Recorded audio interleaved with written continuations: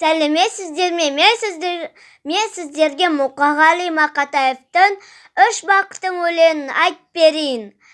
Ең бірінші бақытым халқым менің, соға берем ойымның алтын кенін. Ол бар болса мен бармын, қор болмаймын, қымбатырақ алтыннан нарқым менің. Ал екінші бақытым тілім менің. Тас жүректі тілімен тілім дедім. Кей-кейде дүниеден түңілсем де, қасиетті тілімнен түңілмедім. Бақытым бар үшінші отан деген, Құдай деген кім десе отан дерем. Отан дерем.